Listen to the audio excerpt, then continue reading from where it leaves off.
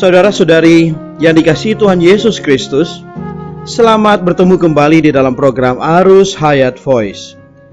Tema kita kali ini adalah menolak nafsu mendengar.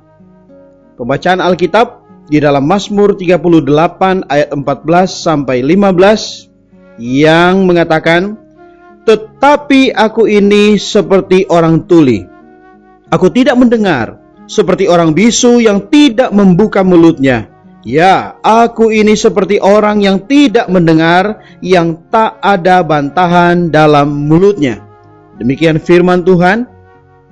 Saudara-saudari, kekasih Tuhan, dalam membahas masalah tutur kata, tidak saja kita harus memperhatikan bagaimana berbicara, tetapi harus pula memperhatikan bagaimana mendengar. Banyak perkataan yang tidak wajar di dalam gereja disebabkan banyaknya orang yang ingin, bahkan senang mendengarkan. Karena ada kebutuhan, maka ada pula penyuplainya. Banyaknya orang-orang yang mengucapkan kata-kata yang najis, kritik, yang jahat, hasutan, dan kata-kata dari lidah yang bercabang. Semuanya itu disebabkan banyaknya permintaan untuk mendengarkannya. Hati manusia licik, berliku-liku dan keji. Manusia senang akan perkataan-perkataan semacam itu. Karenanya banyak orang yang menuturkan perkataan-perkataan itu.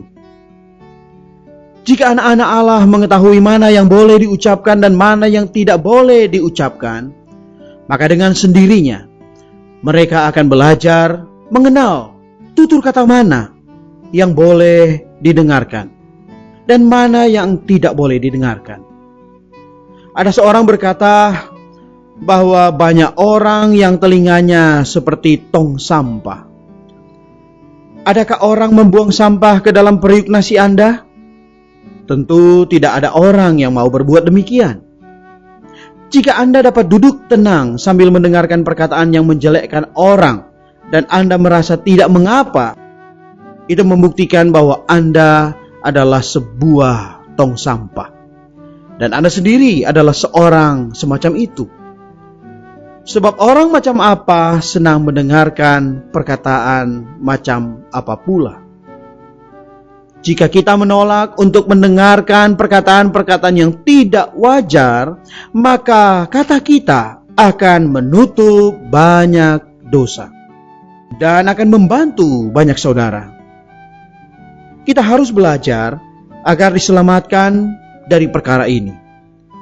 Banyak kesulitan di dalam gereja, seolah seperti api neraka yang menyala.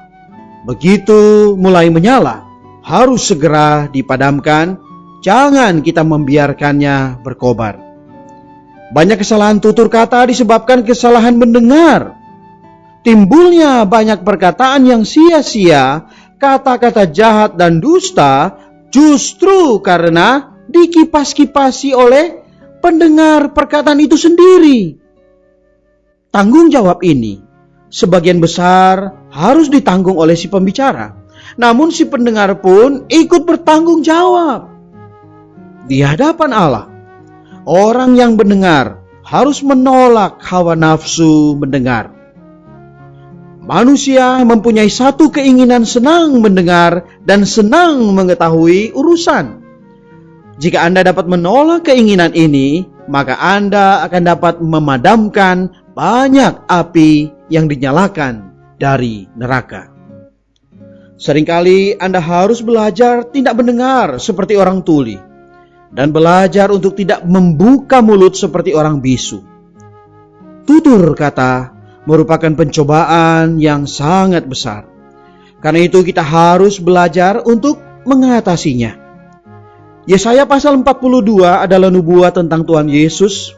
Di dalam ayatnya yang ke-19 dikatakan, "Siapakah yang buta selain dari hambaku? Dan yang tuli seperti utusan yang kusuruh? Siapakah yang buta seperti suruhanku dan yang tuli seperti hamba Tuhan?" Ingatlah, Kita akan terhindar dari banyak kesulitan jika kita tidak banyak mendengar perkara-perkara yang najis yang tiada sangkut pautnya dengan diri kita. Kita sendiri sudah cukup sibuk, kesulitan kita sendiri sudah cukup besar, dan kita sendiri pun sudah cukup kotor. Maka jika kita dimasuki lagi dengan perkara-perkara yang dari luar, maka kita akan tak berdaya menempuh jalan yang di depan. Jalan Tuhan paling lurus, sedikit pun tidak terdapat masalah pada dirinya. Ini adalah satu perkara yang besar dan adalah merupakan tahapan khusus yang harus dilalui dengan sebaik-baiknya. Ini juga bukan masalah yang mudah, bahkan lebih sulit daripada melakukan hal apapun. Kita harus mengeluarkan banyak waktu untuk membina kebiasaan untuk mengucapkan perkataan-perkataan yang tepat. Mazmur 141 ayat 3 mengatakan, "Awasilah mulutku ya Tuhan, berjagalah pada pintu bibirku."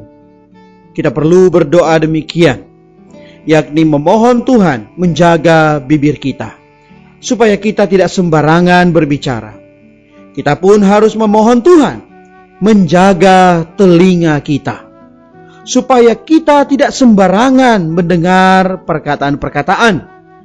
Jika demikian, maka gereja akan terhindar dari banyak kesulitan, sehingga kita dapat maju ke depan sesuai dengan jalan yang tepat.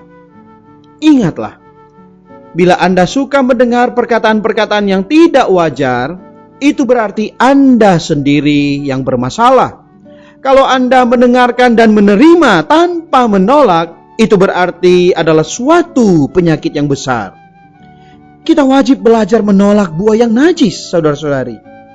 Kita harus mengetahui bahwa racun apapun yang dimasukkan ke dalam anak-anak Allah pasti akan menyebar keluar, sehingga membuat orang menjadi fasik, membuat orang memberontak, membuat orang menjadi kendor.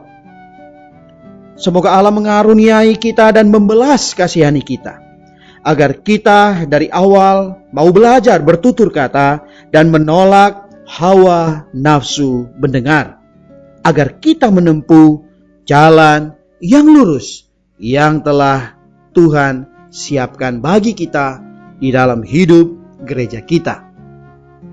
Mari kita berdoa. Oh Tuhan Yesus, kuduskanlah hati kami, juga telinga kami, agar dapat menolak hawa nafsu untuk mendengar perkataan-perkataan yang tidak pantas, untuk menolak perkataan-perkataan yang tidak wajar, yang merusak diri kami sendiri dan juga merusak saudara-saudari.